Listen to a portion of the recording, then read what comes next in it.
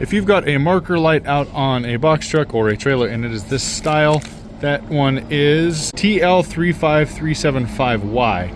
And this is how you replace them. It will come in a plastic kit just like this. Sometimes the screws are pretty long like this, which is fine, and sometimes they're really short.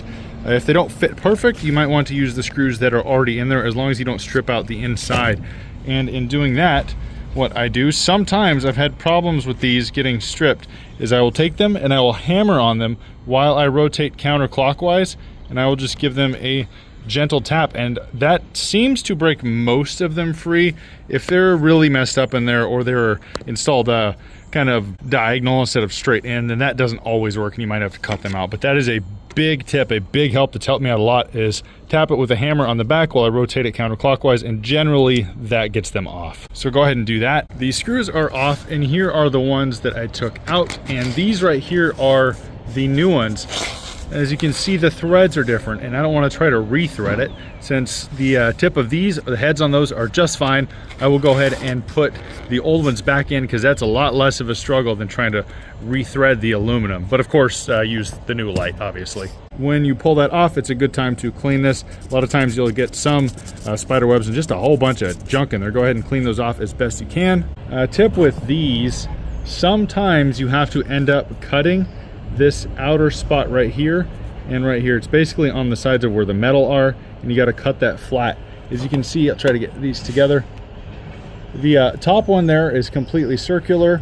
On the outside, it fits on the outside of this, and the bottom one there, which is the new one, it is circular, yes, but the outside doesn't have space around it like this one does, so it won't fit properly. It'll seat on the inside, but the outside it won't, because there's too much. So what I've got to do is actually take a blade and cut this piece off right here. I've got my blade and I'm going to cut it gently right here. You don't want to cut into the metal. That'll just kind of destroy everything, then you'll have to replace this part. But just right here, and try not to cut this circle in the middle, just the outer part right there, and the same on the top. Once you've got it cut, it'll look like that. It doesn't always come out perfect. The bottom one there is straight, and the top one, because it is a little bit stuck in there, I had to kind of twist and cut at the same time. And if I line that up and put that on there, sometimes the polarity will be the opposite way, and it doesn't always work the way you're supposed to put it on. So right there, I don't have it screwed in, but the metal is touching, and no, we're not getting anything, so I'm going to flip it around and see if that works. And sure enough, that works, but as you can see, the holes are not lined up. It's completely turned around. So I've got to pull the light off.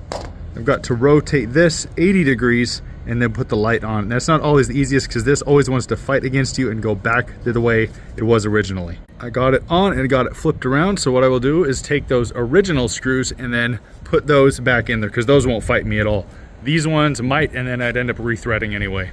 I've got those screwed down, and it is now DOT compliant. No ticket for this. Thanks for following along. I hope this helped somebody, and if it did, please consider subscribing. Safe driving out there. Have a good day.